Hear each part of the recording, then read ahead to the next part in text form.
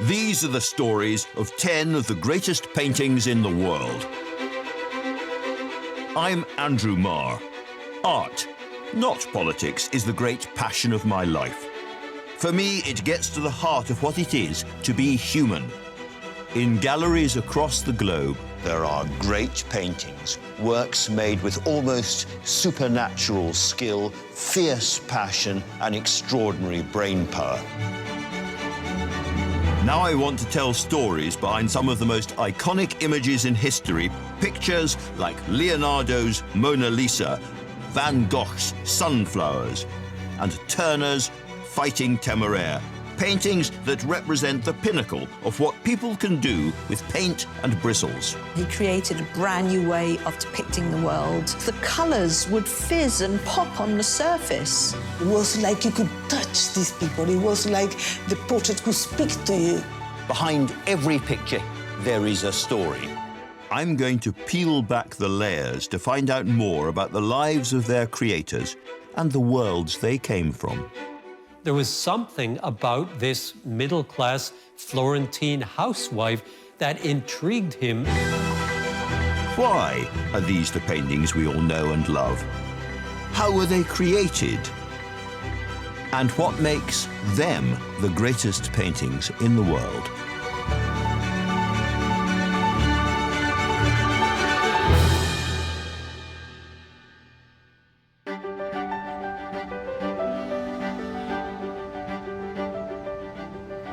All around the world, there are great galleries and museums crammed with beautiful art, which are open to everybody, free to all of us. Sometimes that's because of an act of national determination. Sometimes it's because of an individual bequest or legacy. When this one, Tate Britain, opened its doors first in 1897, it was the gift to the British of a Liverpool sugar merchant. So Henry Tate's great thing was sugar cubes, but his other great thing was British art, and he wanted to share his obsessive love of it with the rest of us. Tate began this gallery with 65 of his own fine and memorable paintings, and at the heart of that collection there was one particularly special piece. It's been famous since before the gallery was built, and it's still its most popular picture. The Victorians loved it, and so do we. It is luscious, gorgeous to look at, but this is not a pretty story. It's a young, disturbed woman's suicide by drowning. I'm talking, of course, about John Everett Millais' Ophelia. You'd need to be a cold fish not to be moved. Simultaneously beautiful and deeply shocking, Ophelia is the crowning achievement of one of the most skilled and ambitious painters of Victorian Britain. Millais was considered an absolute genius with a paintbrush. He could do almost anything. Flowers fresh, flowers drenched and drowning, little touches of sunlight on leaves, a face perfectly rendered, wet hair sinking into the water. Others had painted Ophelia before, but nothing like this. It isn't stagey or really melodramatic. Here is a real woman, briefly suspended in living water, almost ecstatic in her despair. So who was this doomed and dying figure? How was Ophelia captured on canvas, and why does this image still hold such an important place in one of the greatest art collections in the world? To really understand this image, we have to go back to the very beginnings of its life, because behind the romantic scene lies a much darker and more revolutionary story. It's a tale of a major artistic rebellion, of ruthless ambition, and Victorian macabre. But before all of that, we start decorously, in a far more conventional setting, just 2 miles from where Ophelia now hangs, in the place that mattered most to any aspiring Victorian painter, the Royal Academy of Arts. It was here, in December 1840, that an extraordinary young painter was first introduced to the Victorian art scene. Millais was a child prodigy. He went to art school at a very young age and he got into the Royal Academy when he was just 11 years of age. He was the youngest ever person to attend the Royal Academy as a student. Prior to that, the youngest had been Turner, who went at the age of 14, which in itself was quite prodigious. That's a record the young Millais still holds today. The Royal Academy was the only place to gain an art education. But to survive there, the young prodigy would have to bend himself to its rigor, its traditions, and above all, its taste. You were told very much what you had to do, what paint palette you were allowed to use, what subject matter was appropriate for the stage of your learning. You were meant to be painting portraits, landscapes, genre painting, often perhaps with some kind of moral tale. Many artists were frustrated by the fact that the teachings of Joshua Reynolds, who died in 1792, were still being taught as the only way to look at art. But even with these traditionalist teaching techniques, from the beginning, Millais' exceptional eye for detail, the very skill that would shine through in his Ophelia, won him fame and applause. Millais was a great success at the Royal Academy. Even though he only went in when he was 11, he was winning awards and medals for his drawings and his paintings. There's a wonderful picture of the Duke of Sussex handing the young Millais his silver medal, and he can hardly see Millais because he's so small. He has to bend down to this little boy who's shown with his lovely gold hairs and his little pantaloons. Millais excelled at history paintings, big canvases depicting moral themes from well-known stories of the past. In 1846, he exhibited Pizarro seizing the Inca of Peru, and 1 year later, at just 18 years old, he received a gold medal for his painting The Tribe of Benjamin seizing the daughters of Shiloh. By the men at the top, he was adored, and yet, behind its closed doors, Millais was becoming increasingly frustrated with this cramping institution. Revolutions in art tend to happen after a time of stagnation. And in the 1840s, British painting was frankly in a poor way. Most of the greats, including Constable, were dead. And apart from the elderly Turner, then thought to be in his decline, there was nobody for the young Millais to look up to, which was a great stroke of luck, because it meant he had to rely on his own resources, think harder, and make his own way. Well, I say his own way, but not entirely, because in a second stroke of luck, he was surrounded by a group of equally impatient and almost as talented friends. Two other young artists, Dante Gabriel Rossetti and William Holman Hunt, shared Millais' frustrations with the revered Royal Academy. They began to be rather critical. They felt that all the students were coming out and they were producing these rather brown, lacklustre paintings, which had no real connection to the society in which they were living. Unlike all artists, they wanted to go their own way. They wanted to show their own talent. So in 1848, the trio vowed to work together, igniting an extraordinary period of creativity. Aged just 19 years old, the teenage Millais was about to transform the story of British painting forever and create an image that would shock the mid-Victorian establishment.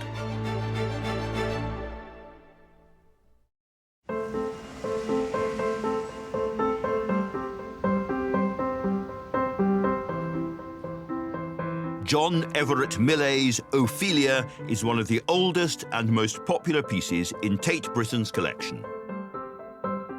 This painting is so photoreal, so throbbing with vivid, lush colour, that it's hard to remember it owes nothing at all to any camera or lens, but was painted meticulously by hand in the depths of Victorian London more than 150 years ago. It packs an immediate punch. It looks different because it was meant to look different. It was the product of an artistic plot or conspiracy, if you like, that shook the Victorian art world. And it all began in the summer of 1848 in this small, nondescript house in central London, with three daring young chancers, all under the age of 22. John Everett Millais, William Holman Hunt, and the hot-headed, flashy painter and poet Dante Gabriel Rossetti. So these are young rebels. They want to cause a stir, a reaction, and they are defiantly rejecting what they have been taught by an older generation. They called themselves the Pre-Raphaelite Brotherhood, and even the name was a provocation. The now stale influence of the great Renaissance master Raphael was being cast off by the bold young radicals as a counter-revolution of spirituality based on naturalism now began. It was very brave of the PRBs to do what they actually did, forming themselves and going against the Royal Academy, but they really believed in themselves. These young artists who knew they were going to be provocative and they were going to be shocking to the public named themselves PRB, the little initials in the corner, so it's almost like a secret society. A lot of academicians were really upset and they were quite shocked. You know, we've trained these students and this is what they're producing. They're rejecting us. These artists dismissing these time-honoured conventions of painting. Within weeks, more like-minded young artists, fascinated by this radical new approach, joined Millais, Rossetti and Hunt. In their paintings, the rebellion unleashed an entirely new palette, paving the way for Millais' Ophelia. The Pre-Raphaelite movement was revolutionary because their pictures just looked so different to everything else on display. The works were vivid and bright, with colours placed in juxtaposition. They tried to show things as they really were. One of their tenets was truth to nature. So they would go outside, they would paint in the open air, and they would faithfully record everything that they saw. This was hugely radical. So their pictures did actually look different, and they immediately demanded attention. This revolutionary new society made their first big splash with Millais' attention-demanding Christ in the House of His Parents. Now displayed in Tate Britain, it's one of the artist-educator Richard Thomas's favourite pieces. It went on show at the Royal Academy annual exhibition in May 1850, and he was 20 years old. So this is his coming-of-age exhibition. The first thing that happened for people looking at it was that they were drawn into responding to the subject in the painting as if it was an incident in a perfectly ordinary carpenter's workshop.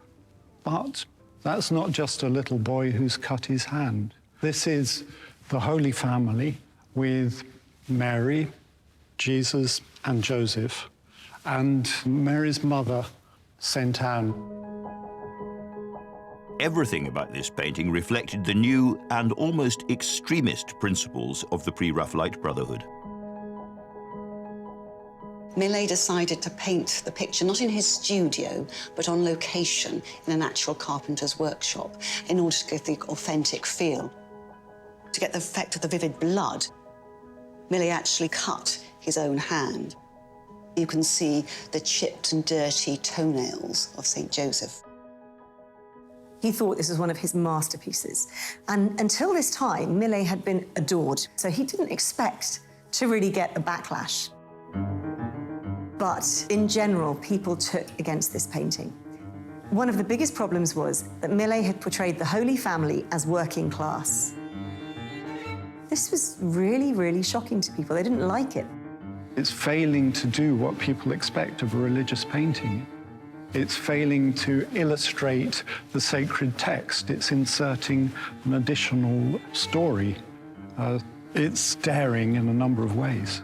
The Virgin Mary is not represented as some beautiful Raphaelesque type. She's shown us as a woman who looks rather sort of haggard and grief-stricken.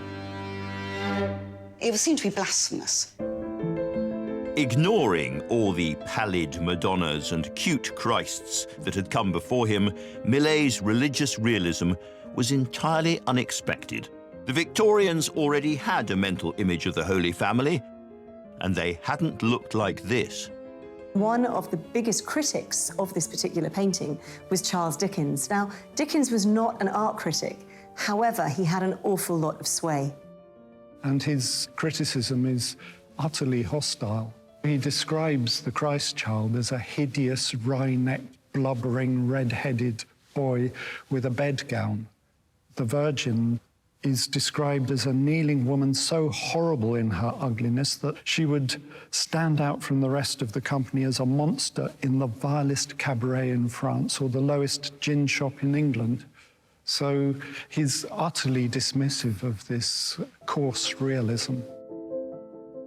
The Pre-Raphaelites may only recently have been founded, but thanks to Millais, their reputation was already shot to pieces. News of the scandal even reached Queen Victoria, who demanded to see Millais' blasphemous work for herself. The young artist was devastated. After the shock of the reception of Christ in the house of his parents, Millais was determined to make the art world love him again, to get his reputation back. He wasn't going to compromise, but he was going to make sure that his next painting was adored.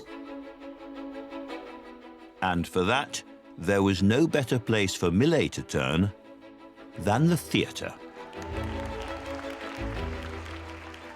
Theatre was very popular. When people went out for entertainment, they went to the theatre, and Shakespeare was extremely popular. It was a bit of everything that the Victorians liked. There was death involved, there was love involved, a bit of almost eroticism.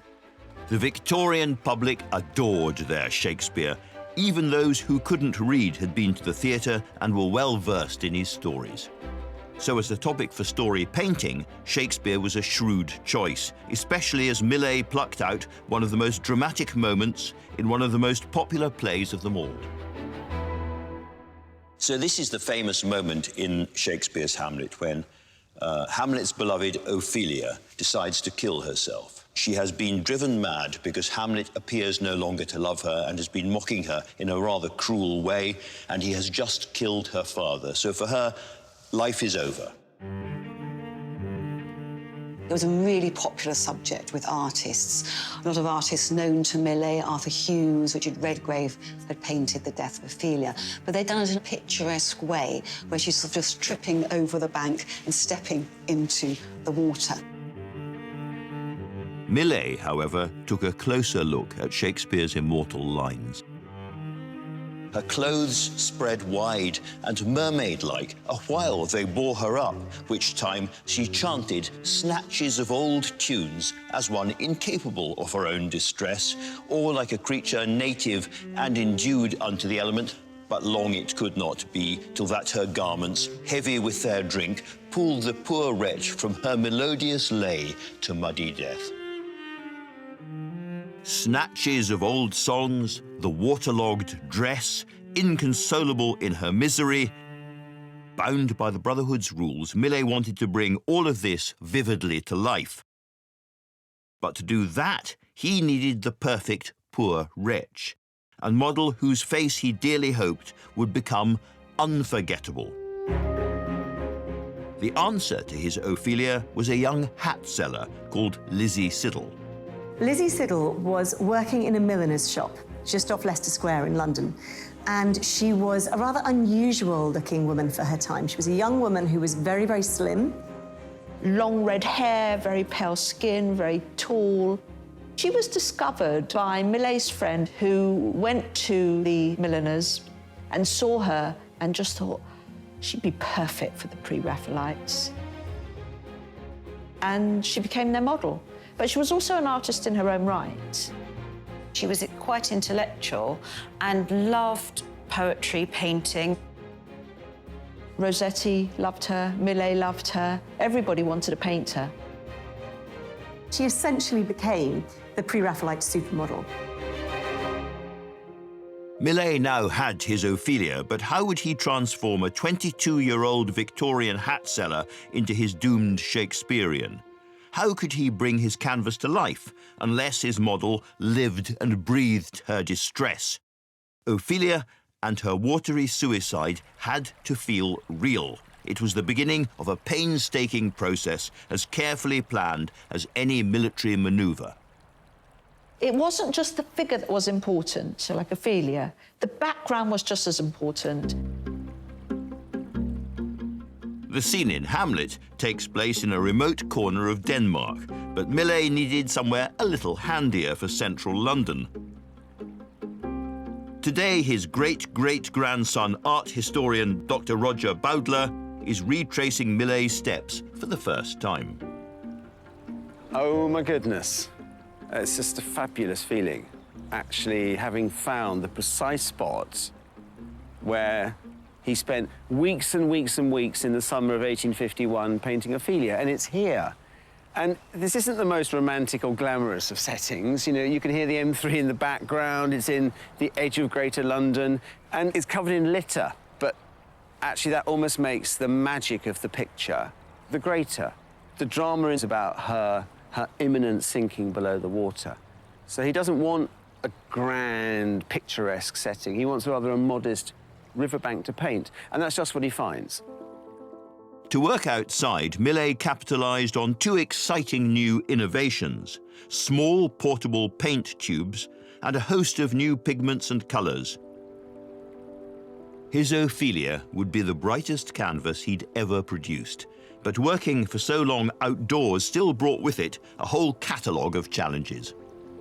He would spend up to 11 hours a day in great discomfort. He complained about the flies, about being threatened by a big bull. He had farmers shouting at him. People would come past and ask him what he was doing. And he has to deal with this pair of swans. They take up station just where he's found his spot and completely muck up the water weeds that he's so carefully selected for the setting of the painting.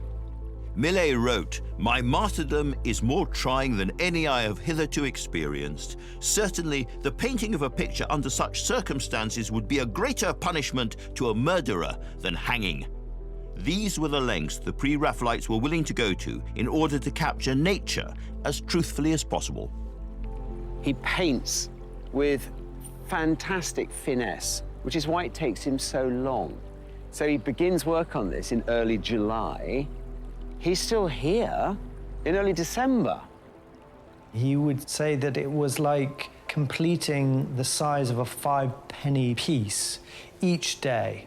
So that gives you a sense of how slow and gradual this process was.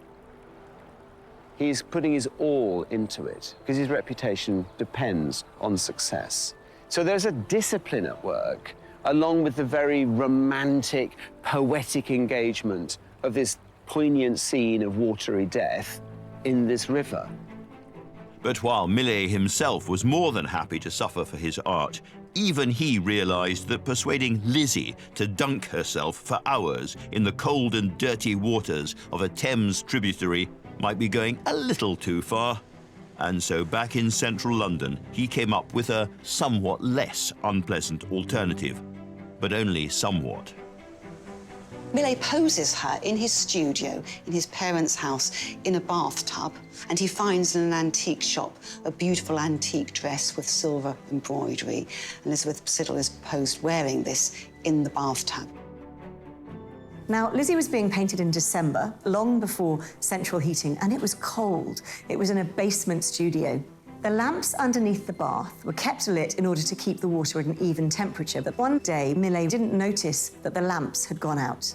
The water, of course, just got colder and colder, and Lizzy lay there, the perfect artist model, suffering for his art as he completed his picture. Millais' quest for realism had given his muse pneumonia. But although he was forced to pay for Lizzy's doctor's bills, there may have been a dark part of him that was quietly and privately pleased. I think that the fact that Lizzy Siddal did suffer whilst posing did inject that extra sense of realism and naturalism to the face that he painted while she was lying there in the bath, freezing. Millais had thrown everything at this piece, stretching himself to the limits of his already extraordinary abilities. And yet it had almost cost the life of his model, and even after months of toil, he still wasn't finished. This was perhaps his last chance to not only save his reputation, but that of his fellow Pre-Raphaelites. So would his Ophelia be the great hit that Millais craved?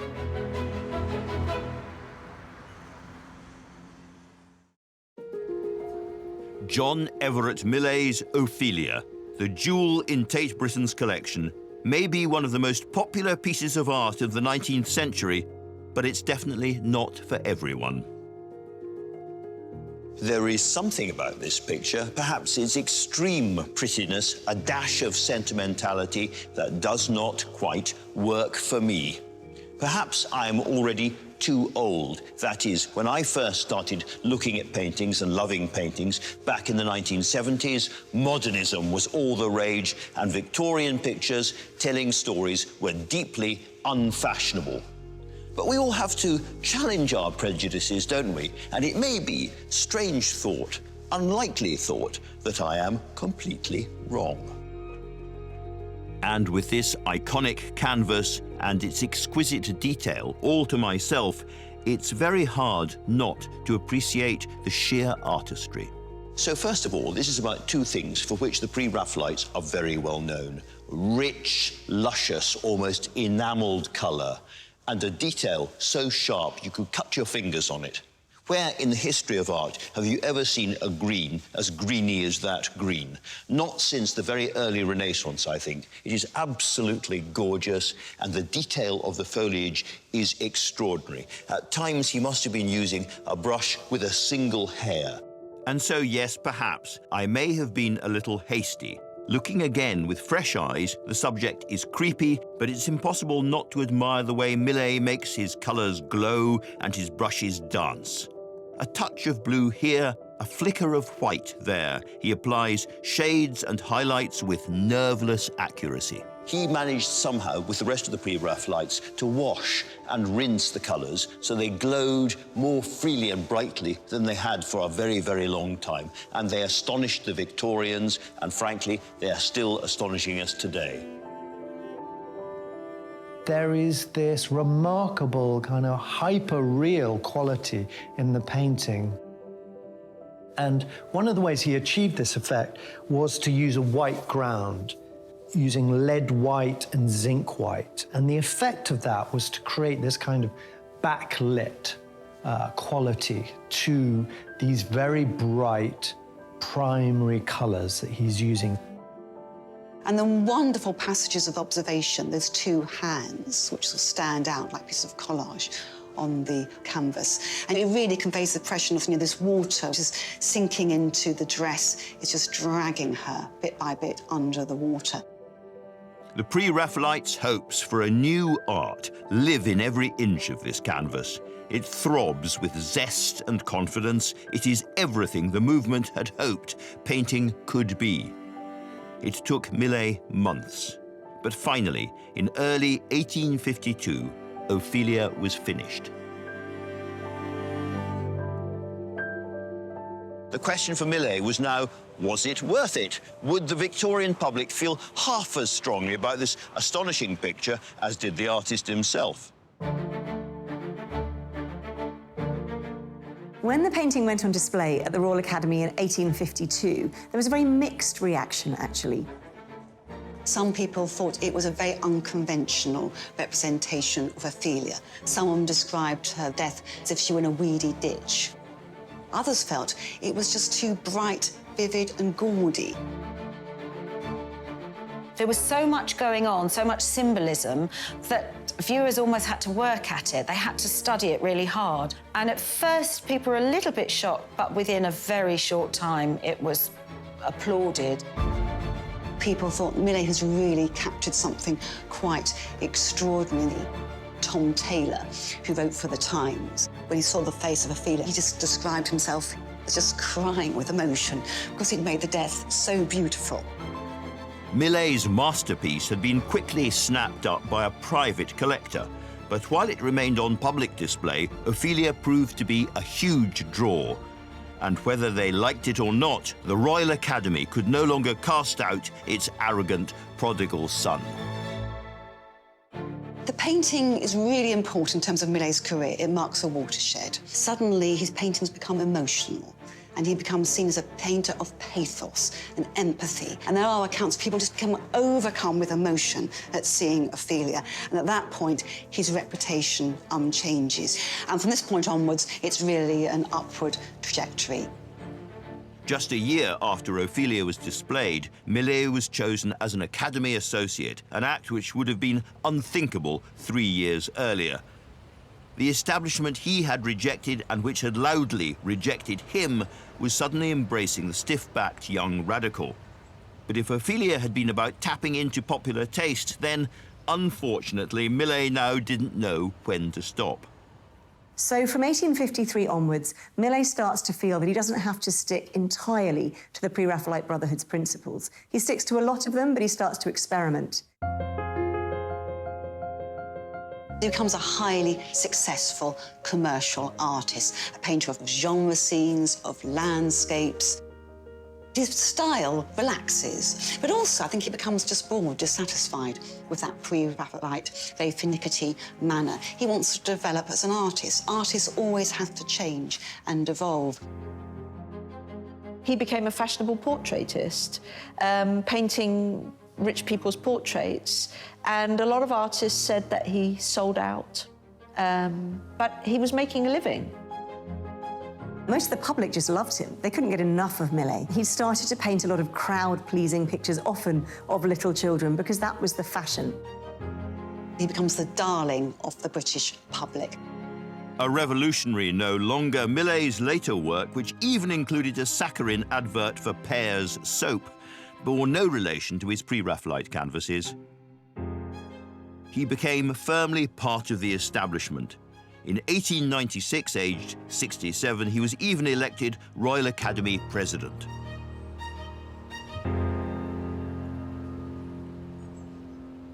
But whereas Ophelia had once represented the peak of the Pre-Raphaelite movement in all its non-conformist glory, now it marked the beginning of their demise. Holman Hunt and the increasingly eccentric Rossetti would be left to forge their own paths, and their great muse Lizzy, immortalized in their paintings, would begin a terrifying parallel trajectory in real life. Millais' painting had almost killed her, and now she was going to become Ophelia-like in an entirely new way. People clamoured to come and see this painting. And in fact, for Lizzy Siddal, in some ways, it was a double-edged sword. She became very famous because of it. Through her association with Rossetti, she really begins to pick up her art again, painting and drawings, often portraying scenes of lovers or couples in complicated psychological situations. She also starts to write her own poetry and verse. Lizzy was a sophisticated Pre-Raphaelite artist in her own right, much more than the model in the movement's most iconic piece. But her relationship with Rossetti was incredibly tempestuous. He was a serial cheat, and Lizzy didn't make the easiest partner herself. Perhaps the biggest problem in their relationship on her side was that she was a laudanum addict. And laudanum was an opiate. It was opium in alcohol, incredibly addictive. And it was a real social ill of the 19th century, particularly amongst women. Depressed, unappreciated, and darkly miserable, Lizzy could not control her addiction. And tragically, on the 11th of February, 1862, aged just 32, she killed herself with a suspected overdose. People have often associated the tragic early death of Elizabeth Siddal with the early death of Ophelia. So there is this conflation between art and life. That's what's so sort of magical and sort of, slightly sort of sinister or uncanny about Pre-Raphaelite paintings. Often art and life do converge.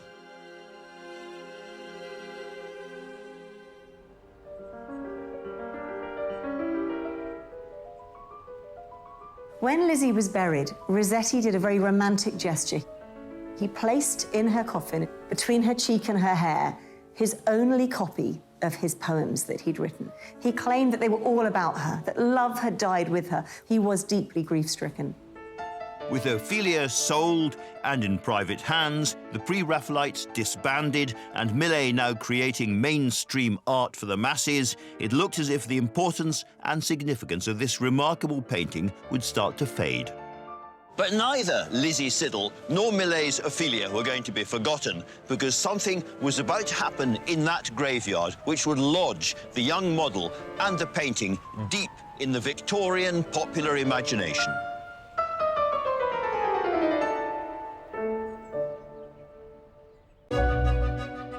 Millais' great canvas, Ophelia, has continued to capture our imagination almost 170 years since it was first exhibited, and I think that's in part because its subject matter transcends any age or any era. There is no moment in the human story so cold, so lonely, and so bleak as deciding to take your own life. Ophelia killed herself because she had been so badly betrayed she was demented. And she did it in a particularly grim way. But what also added to the intrigue, mystery, and perhaps the popularity of this canvas was that it was an act reflected by the untimely death of Millais' own muse. And Victorian Britain would be aghast at what happened next.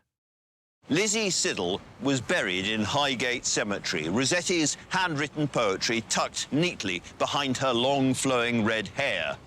But this tragic woman was not going to be allowed to rest in peace, because just 6 years later, Rossetti decided that he wanted his poetry back, which was tricky, because you could hardly dig her up again. Or could he? By 1869, Rossetti couldn't bear the thought of his Pre-Raphaelite poetry being lost to the world any longer. And so alongside his friend Charles Augustus Howell, he hatched a macabre plan to retrieve the poems from Lizzy's grave. They'd done it by bonfire light, and the coffin had been exhumed and the lid had been taken off, and allegedly, according to Howell, there was Lizzy perfect. She wasn't a skeleton, she was miraculously preserved. He claimed that her hair had grown so much it filled the whole coffin. Rossetti wanted to believe it, that Lizzy was the beautiful supermodel in death, just as she'd been in life. Rossetti published the poems, which he'd received with a wormhole running through them. They didn't go down well. By the time he died 13 years later, he was a thin spectre of the man who'd helped found the Pre-Raphaelites back in 1848. And yet, a mythology began to grow around the image of Lizzy, captured for eternity as the epitome of the betrayed woman. She's sort of a heroine for women that suffered at the fate of drugs and men and being a muse. A lot of women now model themselves on Elizabeth Siddal, and the Elizabeth Siddal look is now rather fashionable. If you think of performers such as Florence Welch with the red hair, pale complexion, the flowing garments. Perhaps one reason why Lizzy Siddal still captures the imagination is that her own suicide is so neatly captured in the painting of her by Millais as Ophelia. The fact that she was the most famous suicide in art history and then becomes a suicide in real life is something that continues to resonate with people. There's no denying this is a great Victorian horror story. But Lizzy Siddal, the face of the Pre-Raphaelite movement, should not be remembered just as a beautiful victim. We look at Lizzy Siddal in this picture, and she is entirely passive, almost surrendered. And we have to remember that this was a woman who, in her real life, was an artist and a writer, a poet herself. It is a great, great injustice that the way we remember her is only as a passive, sinking woman in a famous painting and as a corpse being ravaged for somebody else's poetry long after her death.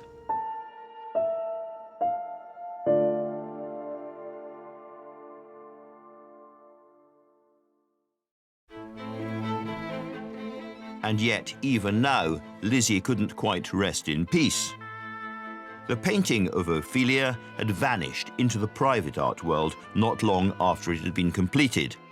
But now it had reached the eye of one very important man.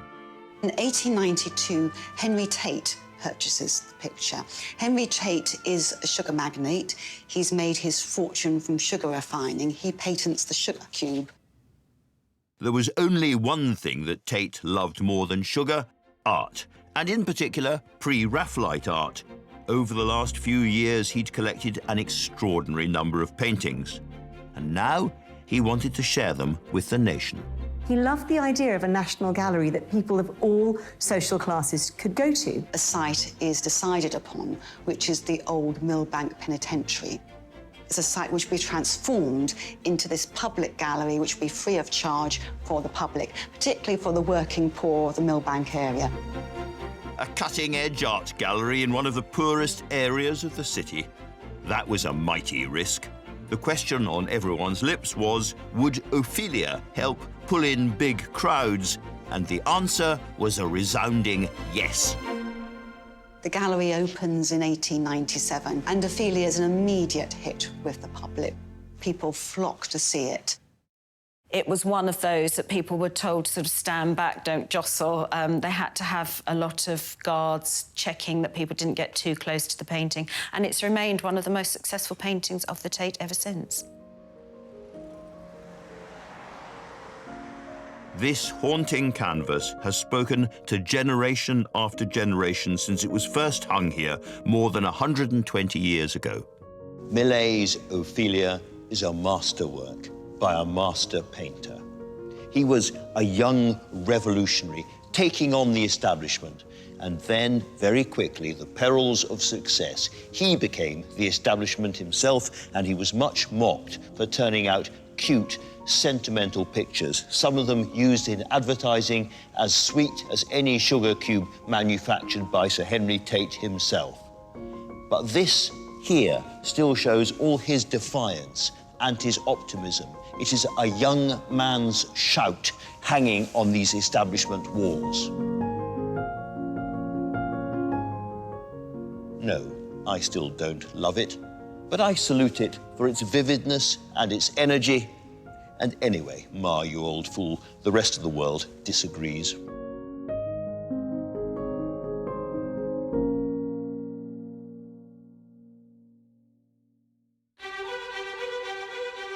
Next time, this was a painting that was not supposed to be seen by the public. It was private art, strictly for behind closed doors.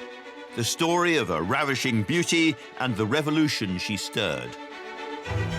He would have put it on the bonfire and watched it burn. This could only be Sandro Botticelli's The Birth of Venus.